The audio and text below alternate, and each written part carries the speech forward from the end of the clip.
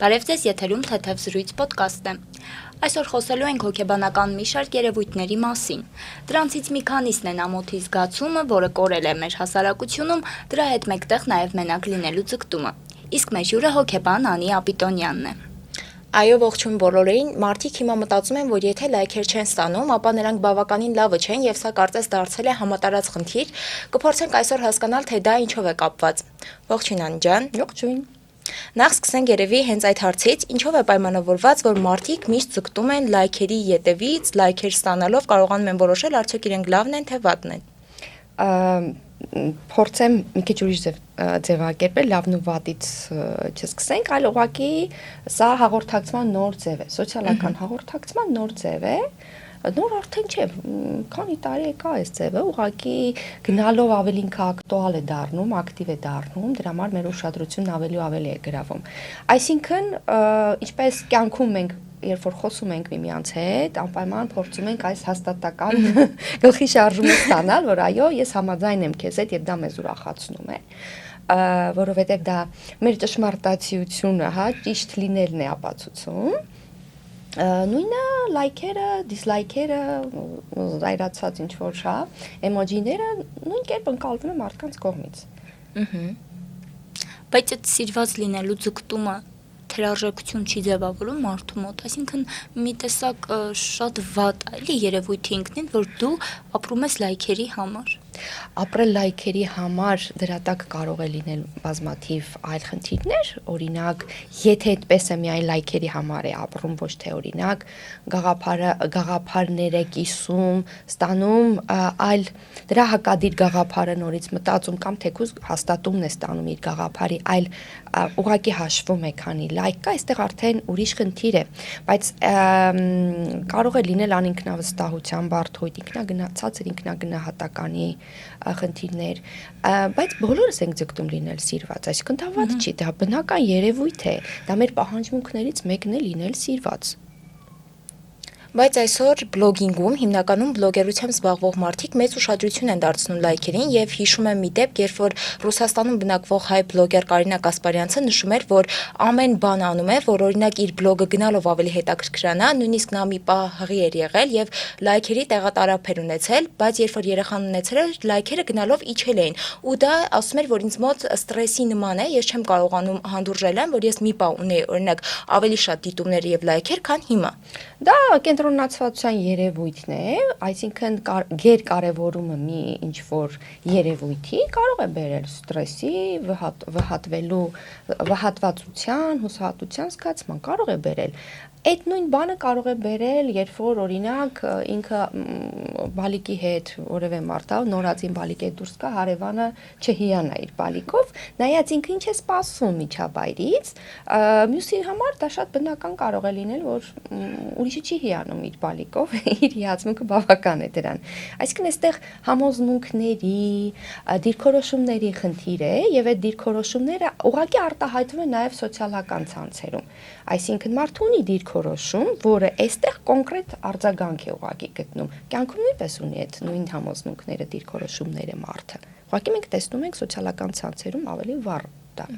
Բայց հասարակությունն էլ մի տեսակ արդեն արձագանքի ձևը փոխվել է, այսինքն եթե առաջ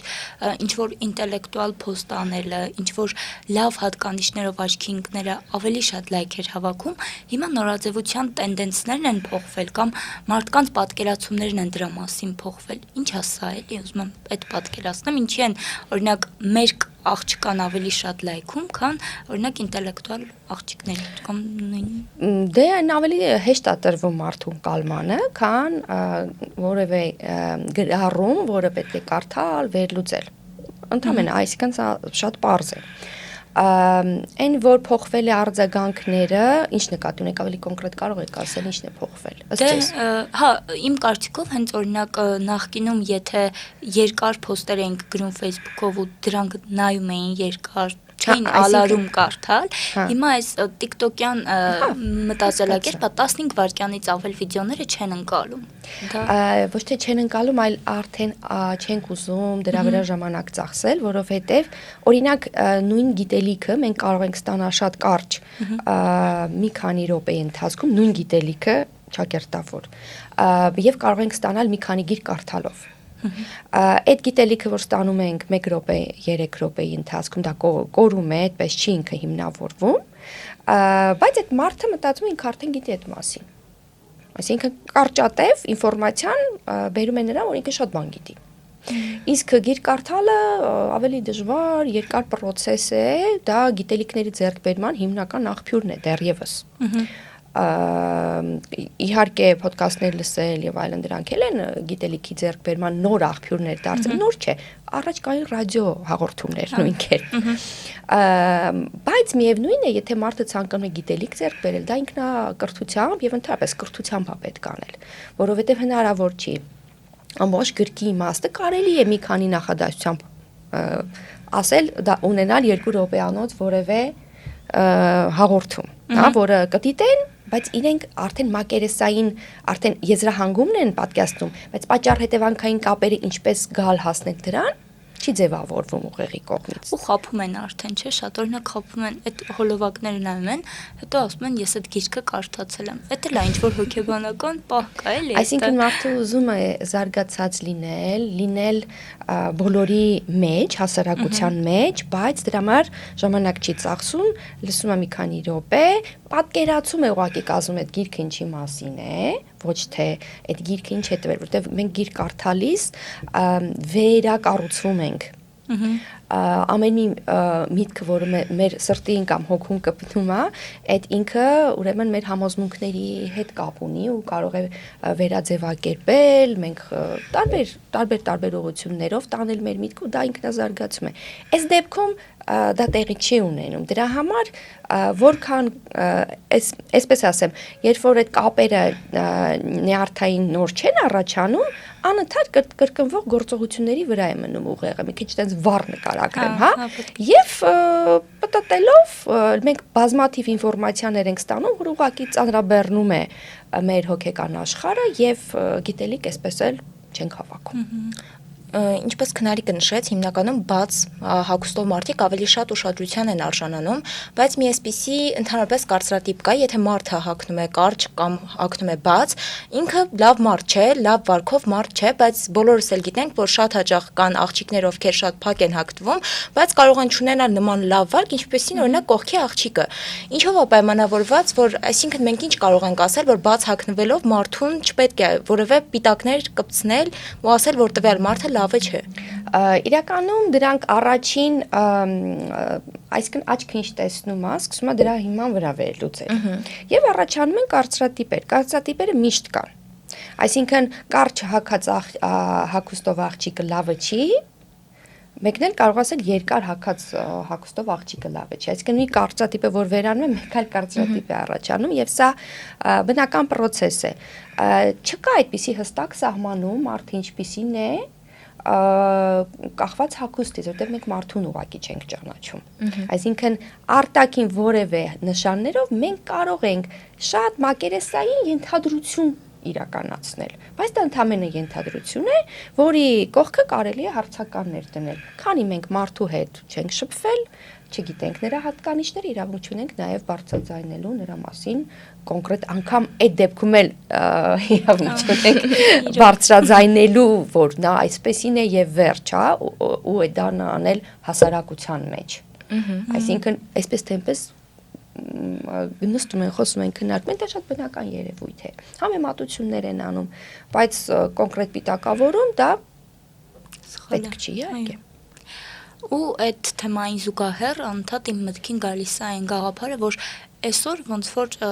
ամոթի զգացողությունը իր տեղը զիջել է ինչ-որ նոր երևույթներին։ Օրինակ, եթե նախկինում անդադ շատ եմ, չէ, տարբերություն դնում նախկինի ու ներկա։ Համեմատություններ են դրանք, այո, հենց սերնդային տարբերությունների։ Եթե առաջ ամոթով լինելը, թեկուզ հենց այդպես ամոթով, հա, այդ ձևի լինելը լավ էր, այդ ձևի լինելն էր ավելի հաճելի աչքին, այսօր ամոթով մարդիկ համարվում են կոմպլեքսավորված մեր հասարակությունում ու ոնց որ չասեմ անամոթություն, բայց ավելի բաց լինելը, ամոթից հեռու լինելը ավելի է տանում հաջողությունների, որովհետև ռիսկը գործի կեսն է, չէ՞։ Ինչ է դա, էլի։ Եկեք նախ հասկանանք ինչ է ամոթը։ Ամոթը հույս է, որը ինքը չի կորում։ ամոթը ոնց որ բոլոր հույզերը մենք միշտ ունենք, ուղղակի դրա արտահայտման ձևերն են տարբեր լինում, տարբեր իրավիճակներում կարող են մեծանալ, փոքրանալ, այսինքն իջնել, բարձրանալ, միջին լինել եւ այլն։ Այն որ ամոթը այսպես ուրեմն դրվատանքի էր արժանանում կամ արժանանում է դրվատանքի մարդը ով շատ ամոթ ունի շատ ամոթը, մի քիչ շեշտում եմ, այսինքն ասում են ինչ համեստ ամոթխած մարդ, ամոթով մարդ է, նույնիսկ լավ մարդ է։ Ինչու, որովհետև ամոթխած մարդը ինքը վնաս չի տալիս հասարակությանը, ինչպես օրինակ ագրեսիվ մարդը կարող է վնաս տալ։ Դրա համար այս դիտարկվում է որպես դրական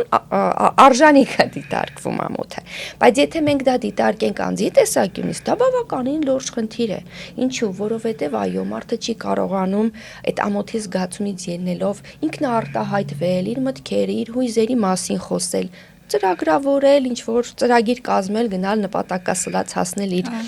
հաջողություններին, որովհետև այստեղ մտածում է հիմնականում այստեղ սկզբունք համոզմունքներ են ընկած, որ ինձ մոտ չի ստացվի, միգուցե ես արժանի չեմ, օրինակ ես ով եմ որ դա ունենամ, բազմաթիվ այսպիսի համոզմունքներ կարող է ունենալ մարդը, որը նրան թույլ չի տալիս այս հասարակության մեջ ինտեգրվել, իր տեղը գրավել, այս առումով այո, դա խնդիր է, որի վրա էլ շեշտում են, որ ամոթ պետք չի։ Այսինքն ոչ թե դրապես ամոթը ինքը չի էլ կարող վերանալ, անգամ են մարդիկ, որոնց մեզ թվում է ամոթ չունեն, այդպես բան չկա։ Ուղղակի այս իրադրությունում իրենց համոզմունքը այնպեսին է, որ ամոթ չի առաջացնում, սա ես ամոթալի չեմ համարում։ Բայց ուրիշ իրադրության մեջ ինքը կարող է շատ զգալ այդ ամոթի զգացում ունենալ։ Նաև բացի այդ ամոթից, երբ որ աղջիկը համեստ է լինում, օրինակ ավելի փակ է լինում, չի ցանկանում ավելի բաց լինել, մարդիկ միշտ մտածում են, որ ավելի շատ sense բառապաշարով ձևիստ է ու ինքը իրան ձև է տալիս, բայց իրականում դա ոչ թե, չգիտեմ, իմ կարծիքով ձևականություն է, այլ մարդը չի ցանկանում իր հույզերը դիմացինին ցույց տալ կամ ցույց տալ այն հույզերը, որ գիտի հետո որ դրանք պետքա օգտագործեն իր դեմ։ Այստեղ ամոթի զգացում էլ կարող է լինել, որովհետև, այսպես ասենք, կան հասարակական նորմեր, որոնց մենք այսպես թե այնպես ձգտում ենք պատկանել, որովհետև դա մենքի զգացողությունն է, եւ ընդհանուր կարգ ու կանոնի մեջ մնալն է, որը մարդուն պետք է, նրա ժեշտարոպսի ընդունվի մարդկանց կողմից։ Կա նաև ընտանեկան ավելի նեղ, հա, այդ նորմատիվներ եւ անձը երբ որ ինքն է արդեն իր մեջ ձևավորում, որը ընտանիքում կարող է չլինի, ոչ մեկ իրեն չի պարտադրել այս կամ այն նորմը։ Հիմա այո, մարդը կարող է խուսափել քննադատությունից, իր հասցեին հնչած ցանկացած հակադիր կարծիքին, իր եզրակացությանը կամ հա, խոսքին հնչած ցանկացած հակադիր կարծիքին մտածելով, որ ինքը բավականաչափ խելացի չի թիրախավորի իրեն։ Այո, սա ինքնագնահատականի խնդիր է, բայց նաև շատ հնարավոր է ոչ թե ինքնագնահատականի խնդիր է, եթե դա իրադրային է, այլ ուղղակի այստեղ իր համար այնքան պարզ է ամեն ինչ, որ ինքը բանել չունի ասելու կամ միևնույնն է մտածում է այս համոզմունքների բախման մեջ ինքը չի կարող համոզել ուրիշին, սա էլ որոշակի էլի ինքնագնահատականի խնդիր կարող է լինել, բայց տարբեր են լինում իրավիճակները եւ սիտուացիաները, դրա համար հոգեբանությունը չի կարող միայն դիտարկել միակողմանի, ոչինչ հնարավոր չի դիտարկել։ Նշեցինք, որ սոցիալական մեդիան ու այսօր սոցիալիզացիան տեղափոխվել է ավելի մեդիա հարթակներ ու սոցիալական կյանքում է այդ իրողությունները տեղի ունենում ու ձեր նշած քննադատությունները ավելի հեշտ է օրինակ այդ կոմենտների, մեկնաբանությունների միջոցով արտահայտել։ Ու այն մարդիկ, ովքեր որ ձգտում են Երևալ հեռուստացույցից այն կողմ կամ էկրանների ետևում ուզում են իրենց կարծիքը ասել, շատ հաճախ վախենում են այդ վատ մեկնաբանություններից, որովհետև այսօր դրա զսպման մեխանիզմներն էլ չկան։ Ով ինչ ուզում է կարողանում է գրել ու դրա արձագանքն էլ էլի շատ վատ է։ Ինչպես մարդիկ հաղթահարեն այդ վախը էկրանների ետևում լինելու, օրինակ հենց ես շատ բախվել եմ այդ խնդիրներին, որ ինչ ուզում ես ասամ, վատ մեկնաբանություն ստանում ես։ Ոնց հաղթահարեն այդ վախը ավելի քիչ կամային կամ դեռևս իրենց վախերը չհաղթահարեց մարդիկ։ Տեսեք օֆլայն օնլայն շփման ասեմ, այսինքն երբ որ մենք ուղղակի շփվում ենք այսպես, մարդիկ ավելի պատասխանատու են իրենց վարքագծի, խոսքի համար, որովհետև այդ սենսը գործում է, ամոթ է, ինչպես եմ նայելու աչքերի մեջ, հա, միևնույնն է, այդ սենսը կա, քաղաքավարություն եւ այլն դաստիարակություն։ Բայց երբ որ մարդիկ չեն տեսնում իրար, ավելի ընդհանրացված է ամեն ինչ։ Մարդիկ պատասխանատվությունը կարծես դա էլ է լղոսվում։ Եվ իրենք չեն պատկերացնում, որ իրենց բարի այդ իրենց արտահայտած բառն է եւ անգամ կարելի է անել, հա, այսպես նկատողություն ասեմ կամ որոշակի դիրքորոշման արտահայտում, բայց դա այնպես կարելի է անել, որ չվիրավորեն։ Այստեղ արդեն գալիս են ուրիշ թեմաներ, անձնային հատկանիշներ, որոշակի բնավորության գծեր, նորմեր եւ այլն։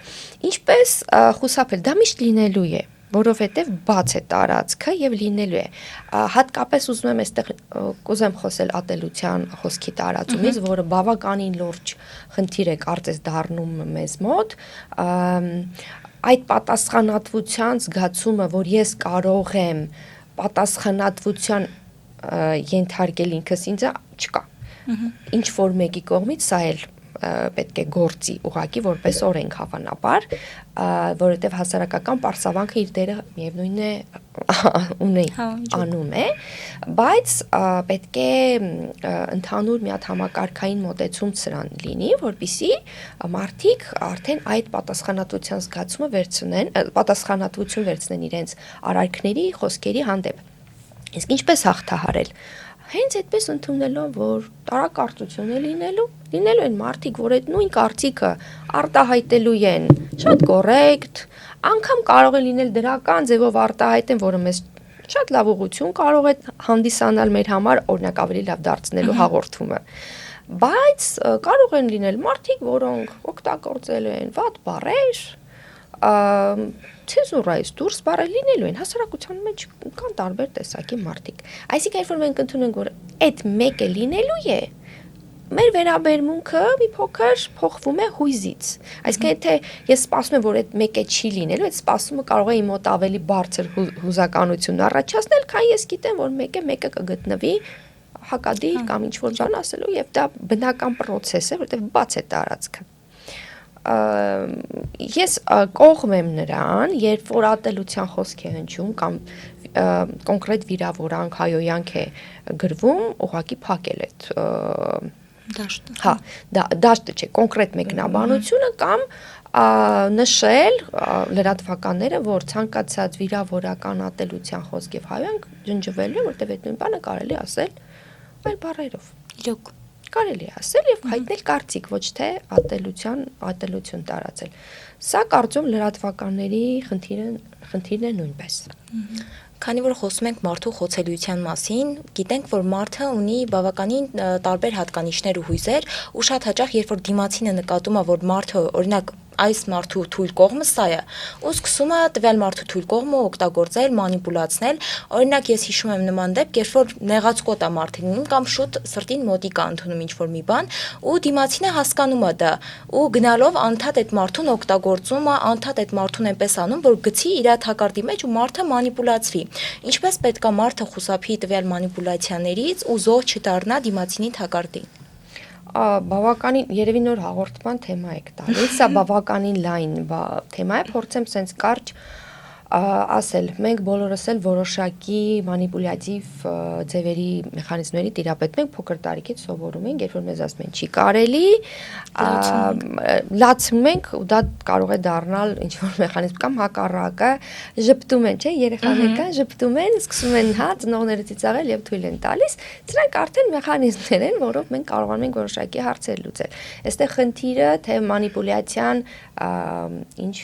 որակի է եւ ինչ է իր մեջ ինչ է պարունակում։ Միայն իմ ցանկությունը թե նաև դիմացինին վնաս տալու խնդիր կա մեջը դրված։ Այսինքն մարդը այս կարծում եմ այս կարող է լինել ցուցանիշ, ինձ վնաս է տալիս այս մարդը, թե ուղղակի ինքը շահ ունի այստեղ, բայց ես չեմ վնասվում այստեղ։ Շատ կարևոր է այդ սահմանը հասկանալ եւ դա այդ ինձ վնաս է թե չէ, այստեղ պետք է անձը մի հատ դիտարկում կատարի։ Այսինքն եթե վնաս է, արդեն հասկանում է, որ պետք է այդ մանիպուլյացիաներից հեռու մնալ։ Պետք է մտածել այդ մասին, պետք է հավանաբար խոսել, ավելի ռիսկային լինել այդ մարդու հետ, այսինքն ես հասկանում եմ դու ինչ ես անում, այդ դեպքում մանիպուլյատորները, հա, կամ այդպիսի հատկանիշ ունեցող անձինք փորձում են խուսափել։ Կատե որտեվ իրենք չեն սիրում երբ բացահայտվում են, հա, որովհետև հա, չեն սիրում երբ բացահայտվում, որտեվ արդեն չգործեց այն մեխանիզմը, որը ինքը գիտեր 100%-անոց աշխատող է։ Կամ իրենք օրինակ հաճույք են ստանում դրանից։ Իրանք միշտ հաճույք են ստանում, երբ որ դիմացինը տխրում է։ Հա, դրա համար երբ որ դու ցույց ես տալիս, որ դու ոչ միայն չես տխրել, այլ նաև զվարճացել ես, որտեվ ինքը փորձում է քեզ մանիպուլացնել, չի գործում մեխանիզմը եւ անձը հետ է քաշվում, չի փորձում այլևս։ Հոգեբանական խմբակներ են լինում, խնդիրներով են ես թմրամոլ եմ։ Ու նաև մի հատ տարածված երևույթ էլ կա, որ ես գալիս եմ օրինակ ձեզ ասում եմ իմ խնդիրները, բայց ես հաշվի չեմ առնում ձեր հոգեվիճակը։ Կարդացել եմ ինքը կոչվում է հոգեբանական աղբարկղ, երևի մոտավոր այդպես, ու որ ոնց խուսափենք, որ մենք չդառնանք այդ հոգեբանական աղբարկղները ու ոնց մեր կարծիքը մարդիկ հաշվի առնեն, երբ որ մեզ ծանրաբեռնում են իրենց ինֆորմացիայով, բայց չեն ասում քո հետ ինչ է կատարվում, օրինակ, այդ շատ կարևոր։ Սա նաև դիտարկենք սոցիալական հարթակում եւ մեր բնականon կամ բնական կյանքում։ Մարդիկ փորձում են դիմել օգնության, եթե այս ձևով ձևակերպեմ, այո, եթե ինքը գալիս պատմում իր խնդիրներից, ինքը օգնություն է փնտրում։ Բայց եթե մենք չենք կարող այդ օգնությունը ցուցաբերել, որովհետև շատ հուզական է, ես չգիտեմ ինչ ասեմ այս մարդուն, բա որ ասեմ հանկարծ գնա անի սխալ լինի, լավագույն տարբերակը լսելն է, ասել որ ես քեզ հասկանում եմ։ Բայց ես ինչպես դու վարվես, ես հիմա կարող եմ եւ սխալ բան ասեմ, որովհետեւ ես ասում եմ իմ մտածողության տեսակետից, ես քո իրադրության մեջ չեմ, ես քեզ հասկանում եմ, բայց մեջը չեմ։ Դրա համար միգուցե պետք է դիմել օրինակ հոգեբանի, կամ նստի գրի ինչ ես մտածում, կարող է նոր մտքեր գան։ Բայց դու ինձ կարող ես գալ պատմել։ Իսկ եթե ծանրաբեռնում, այսինքն պարբերաբար է դա տեղի ունենում, իսկապես իրեն կարելի է այս առումով խորհուրդ տալ դիմել հոգեբանի, որովհետև ես կարող եմ լսել, բայց ես քեզ չեմ կարող օգնել։ Իսկ լինում է, որ մարդը դառնա հենց բոլորի համար այդպեսին։ Այսինքն բոլորը գնան իր մոտ կարող է, ինչու՞ չէ։ Թեթևան ու ինքը մեռնի հարց։ Ինքը հյուծվի հուզականորեն։ Հայ իհարկե կարող է։ Այս արդեն տվյալ մարդու համոզմունքն է, որ ես կարող եմ օգնել մարդկանց փրկիչի դեր այդպիսի բան գոյություն ունի, այսինքն ոնց որ կա ագրեսոր, ոնց որ կա ագրեսորի դեր, զոհի դեր, կա նաև փրկիչի դեր, փրկիչը նաև իշխող է իր էությամբ, ինչու որտեղ փրկելով մի տեսակ ես արեցի ավելին, այո, եւ մարդիկ աղբատության մեջ կարող են ընկնել,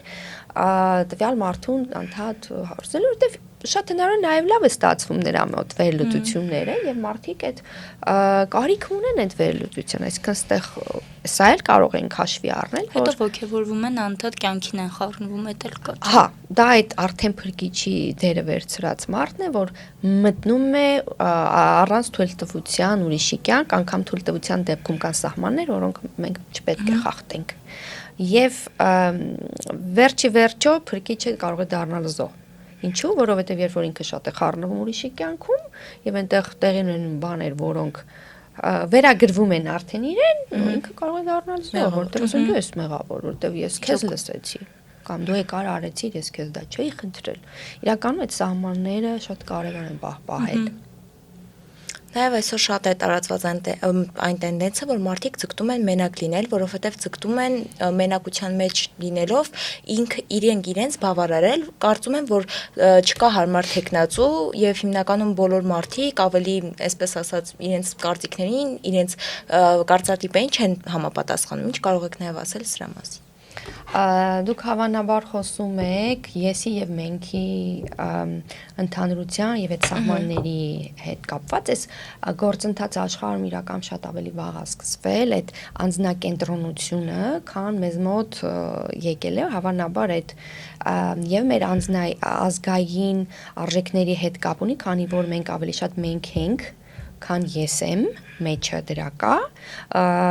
կան իհարկե, օրինակ, չգիտեմ, Գերդաստանի ջոջը, հա, ինքը եսն էր, կամ Գերդաստանի տատիկը ինքը եսն էր, մնացածը կարծես լրացնում են այդ մենքը,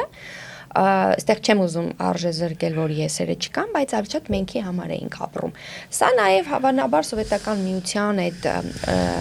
գաղափարախոսությունը նույնպես նպաստում էր, որտեղ մեր արժեքներին ինչ որտեղ համահունչ էր դրանք, օրինակ բոլորս բոլորի համար, այդ մենքն է, հա, հավասար են բոլորը եւ այլն, սրանք գաղափարախոսություններ են, որոնք կարող էին նպաստել եւ փակել այդ դաշտը։ Հիմա անձնակենտրոնությունը եւ մենք ինչպես գտնել այդ սահմանը, սրա մասին եք դուք ասում։ Դա բարդ է դարձել, որովհետեւ հեշտ չի։ Եթե մենք մտածում ենք, ես կարող եմ օրինակ, շատ այսքան գումարը միայնին վրա ծախսել, ինչու ծախսեմ ուրիշների վրա, այստեղ արդեն կա մենքի հետ համագործակցելու լուրջ խնդիր, այսինքն եսը շատ եմ տարանջատել սոցիումից, հա, եւ այստեղ կա խնդիր, բայց քանի որ մենք ապրում ենք մի դարաշրջանում, որտեղ մարդու իրավունքները շատ գերակայում են, ու դա վատ չի, դա լավ է, բայց դա չի հակասում մենքին։ Ես ուզում եմ դա ցույց տալ, որ դա չի համագործակցեն ավելի շատ։ Այո, այսինքն հիմա հարաբերությունները ավելի շատ երկու անձերի համագործակցության արդյունք է, քան ենթակա եւ իշխող։ Միևնույն է, դրանք լինում են, հա, պարբերաբար պետք է լինում վերադասավորել սահմանները, նորից կառուցել, որտեղ կյանքը դինամիկ process է, մարդիկ հոգեկան աշխարհը դինամիկ է եւ հնարավոր չի դրվածը այդպես մնա։ Պարբերաբար հավանաբար դրանք դժվար են թվում կամ առաջին իսկ հանդիպած դժվարությունից այլևս մարդիկ չեն ուզում հաղթահարել ինչ որ դժվարություններ, որտեվ հա միայնակ բնական է ավելի հեշտ է։ Այն միգուցե սա է խնդիրը։ Պատասխանատվություն չեն ուզում վերցնել։ Ավելի հեշտ է միայնակ որոշում կայացնել, քան դա կայացնել մի քանի հոգով։ Եվ սա կարող է տանել նրան, որ ինչու ես ինձ տանջեմ։ Օրինակ, հասարակ մի հատ կենցաղային կամ հա կյանքին վերաբերող կարևոր, ավելի շուտ մի դրույթ։ Միգուցե եւ ես ունեմ հնարավորություն դա մենակ կայացնելու ի տարբերություն իմ մոր, իմ տատիկ պապիկները եւ ես դա օգտվում եմ այդ իմ հնարավորությունից։ Այսօր աշխարհում կանայք կայանում են ու կայացած են համարվում շատ դեպքերում ու այն հիմնական ասպարեզը, որտեղ կանանց միշտ անթույլատրելի է լինել գնալու հայտնվել այդտեղ, դա քաղաքականությունն է եղել իմ պատկերացմամբ, որովհետև ասում են դու աղջիկ ես, քո էմոցիաները շատ են, ինքը խանգարում է հույզերը, խանգարում է ելույթներում, եթե դու բանավիճում ես, հանկարծ կարող է կոկորդդ խեղդի ու սկսես լացել եւ այլն։ Ուզում եմ հասկանամ բնության մեջ կամ հոգեբանության մեջ ինչով են կանայք զիջում տղամարդկանց։ Այդ բախումը անդադ կա։ Հուսով եմ չեն զիջում։ Չէ, ոչ մեկին չի զիջում։ Ոչ տղամարդն է զիջում կնոջը։ Ընդհանուր առմամբ կան օրինաչափություններ, այսպես եթե վերցնենք, անգամ ֆիզիոլոգիական, ուղեղի մակարդակով, որոնք ավելի հատուկ են տղամարդուն, օրինակ աչքի տեսողության հետ անգամ կապված, հա, տարածքային ընկալման, գունային ընկալման տարբերությունից, այսպիսի։ Մնացածը այդ հուզականությունը մենք գիտենք տղամարդիկ, որ հազարավոր կանանցից ավելի հուզական են, այսինքն այստեղ ավելի շատ անձնային հուզականություն դիտենց կարող ենք մենք դիտարկել, ոչ թե կանայք միգուցե նաև հուզական են այն առումով, որ իրենք պետք է ճանաչեն իրենց երեխաների հույզերը, նորածնի հույզերը, օրինակ կանայք ավելի հեշտ են հասկանում, քան տղամարդիկ։ Միգուցե սա էլ է բնազդային կամ այդ ծրագրի մեջ է կնոջ դրված, որովհետև ինքն է ծնելու երեխան եւ ինքն է իր մոտ է լինելու երեխան։ Այս առումով միգուցե, բայց դա